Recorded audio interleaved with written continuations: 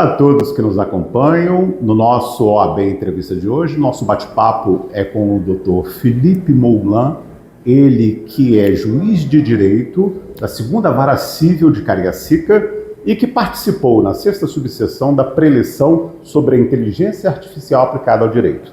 A temática importante, Dr. Philippe, contemporânea, considerando o advento do ChatGPT e de outras inteligências artificiais. Como isso está mudando o entendimento do direito e a aplicação do dia a dia para magistrados e para advogados e advogadas? Boa tarde, é um prazer estar aqui hoje na 6ª subseção da OAB, na cidade onde eu praticamente nasci e fui criado, né? E tive a oportunidade também de ser magistrado por um curto período de tempo aqui em Guaçuí e durante 5 anos em 2 passagens em São José do Calçado. Bem, a inteligência artificial hoje é um tema importante e que realmente vem fazendo a diferença e ela ainda assusta muita gente, né, por incrível que pareça. Como toda novidade, né, tem um texto inclusive de um doutrinador, Fábio Ulloa, que ele escreveu na década de 90 e é curioso porque ele trata desse tema do medo do novo. Sim. E a justiça passou por várias fases, né, que trouxe esse certo receio das novidades, né? Uma delas foi a máquina de escrever. Os primeiros processos que começaram a chegar na justiça datilografados causaram espanto e, por incrível que pareça, causaram até uma rejeição na época pelos operadores de direito. Foi debatido se poderia ou não a petição ser escrita por máquina de escrever e, posteriormente, quando chegou o computador também, os primeiros processos impressos, sim, as primeiras petições que foram impressas, chegaram a ser debatidas na justiça, inclusive foram parar nas cortes superiores em Brasília. Acho que na época talvez nem existisse Brasília, né? Eu não sei, eu não me recordo que época, mas foi ainda aquela velha impressora matricial, né? E também causou espanto na comunidade jurídica, tanto é que foi discutido até a última instância. E depois, a última novidade, antes que precedeu a inteligência artificial, foi a chegada da virtualização do direito, né? Sim.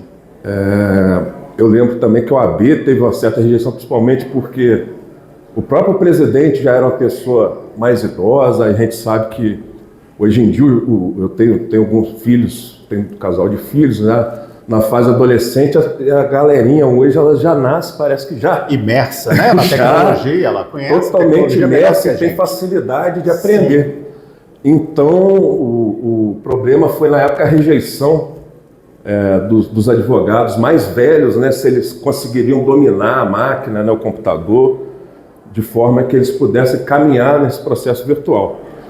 E hoje, a chegada da inteligência artificial causa o mesmo espanto, ou talvez até mais, o temor, até porque a gente tem visto casos, né, de advogados que têm usado a inteligência artificial, eu digo até de forma errada, né, inclusive fora das recomendações que se deve ter todo cuidado e zelo de checar tudo que é produzido pela inteligência artificial, porque é uma ferramenta maravilhosa, está em franca evolução, né? E tem muito espaço ainda para evoluir, mas que a gente tem que ficar atento a isso, a sempre estar revisando tudo que é feito na inteligência artificial.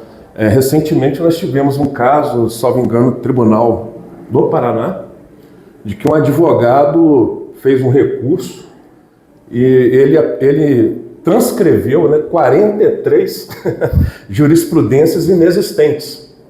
Né? Ele fez esse uso da inteligência artificial e aconteceu a famosa alucinação de inteligência artificial, onde ela, não raras vezes, inventa, né? Você determina alguma coisa, ela a produzir certo conteúdo e ela acaba fabricando alguma coisa na intenção de te agradar e atender, sim, o seu comando. E como ela não encontra muitas vezes, ela não deixa em branco. Ela não vai te dar uma resposta em branco.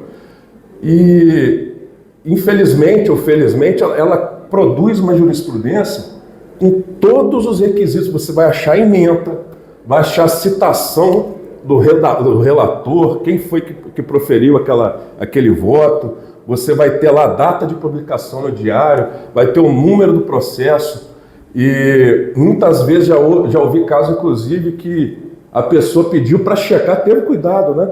Ela não fez a checagem da forma devida, que seria de forma manual, e pediu um link. E ela clicou no link e ela foi lá remetida para um processo que também não existia. Então, a gente tem que ter muito cuidado no uso da inteligência artificial. Tem esse medo, eu acho que essas notícias, infelizmente, são as que sobressaem, né, em detrimento das boas notícias, né? Infelizmente, culturalmente, as notícias que têm esse peso negativo se sobressaem. Você, como jornalista, sabe muito bem disso. Fato. As pessoas gostam dessas coisas, inclusive a gente liga o jornal hoje lá, tendem a destacar. A maioria destaca, né, as notícias ruins. Mas a inteligência artificial é uma ferramenta que veio para ficar, invariavelmente, e não tem como mais a gente ficar. Eu acho que até na educação, a China hoje, que está na vanguarda junto com os Estados Unidos, né, são as maiores potências hoje econômicas e hoje também tecnológicas, principalmente na área da inteligência artificial. Eles vêm disputando aí essa disputa para ver quem chega primeiro no topo. Só para situar nosso espectador, o senhor contextualizou de forma correta ao citar as alucinações de inteligências artificiais, porque esse é um fenômeno contemporâneo também, tem acontecido de forma recorrente, juízes em várias esferas da justiça brasileira, inclusive o tribunal que usou se manifestando e resistindo a esses usos incorretos não checados por parte da advocacia. Que recomendação o senhor faz de forma prática para o advogado e a advogada ao usar a inteligência artificial no exercício profissional? Sim, eu pesquisei até para ver se a OAB já tinha abaixado alguma normativa, né? Sim. Para ver se tinha regulamentado esse uso, mas ainda são algumas recomendações que estão em sintonia com o que, por exemplo, o CNJ regulamentou o uso da inteligência artificial por juiz, através da resolução 615, que ainda não entrou em vigor, mas vai entrar em vigor daqui a alguns meses, e com a legislação existente também com o projeto de lei que está em trâmite, né, no Congresso Nacional. Primeiro, capacitação. A capacitação é importante porque a gente tem que saber usar a ferramenta, entender como ela funciona, né, para poder extrair o melhor que ela pode te oferecer.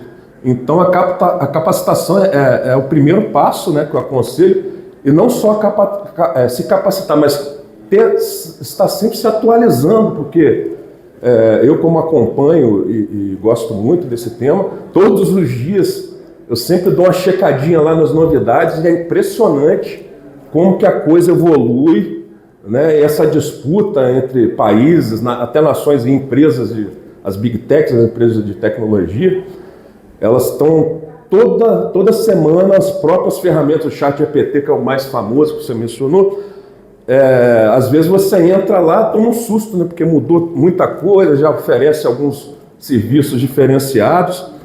Então é isso aí, em primeiro lugar, capacitação. Segundo, né, que a própria lei fala, é checar e rechecar se possível. Ela vai te entregar, você sabe, mesmo sabendo usar, ela vai te entregar um conteúdo assim, que às vezes assusta na qualidade do conteúdo que ela produz, né? E petições, sentenças, recursos. E hoje a gente tem uma preocupação maior, porque, inclusive, hoje a gente chegou num nível de qualidade de produção de áudio e vídeo que impressiona. Então, nas próximas eleições, o eleitor vai ter que ter muito cuidado com isso, porque fake news. Porque a tal da fake news através do chamado deepfake, né, que são essas falsificações, e aí não é alucinação, né? Sim. Aí é o próprio homem. Intencional. Aí é o próprio homem que está fazendo mau uso da internet. Infelizmente, isso ainda não chegou a ser regulamentado. Semelhança. Mas só para finalizarmos e destacarmos, já que o senhor trouxe a temática, a ordem sai na frente ao realizar um evento em que justamente se preocupa em capacitar e orientar o advogado da 6ª subseção da OAB Espírito Santo ao ensinar sobre a tecnologia, ao mostrar que ela tem possibilidades enormes, sim, mas que é necessário um certo grau de responsabilidade exatamente, e de cuidado no uso desta. E também de ética, né? Sim. Porque, como eu disse, hoje você pode falsificar documentos que são perfeitos, né? Você tem condições de produzir vídeos que de repente, aquela própria pessoa duvidar, né? E achar, gente, será que eu participei desse evento, né? Então, a gente tem que ter muito cuidado no uso ético, responsável, né? E fazer o bom uso, saber usar a ferramenta, né? Saber as possibilidades, e ela é realmente uma ferramenta incrível, está em franca expansão, as possibilidades são infinitas e a gente tem que realmente se capacitar e saber fazer o bom uso dessa ferramenta. Eu agradeço ao senhor, Dr. Felipe Moulin, pela participação no OAB Entrevista e por essa orientação ao nosso advogado e advogada que está acompanhando o nosso bate-papo. Eu que agradeço. Boa tarde.